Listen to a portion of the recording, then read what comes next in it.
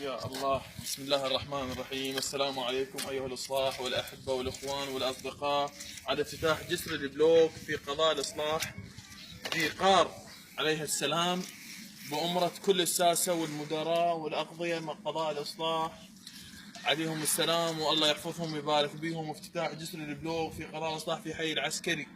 مين فتح منه؟ نشكرهم، هذا كلف علينا 7 مليارات وغير الراحن بماء بالمطر.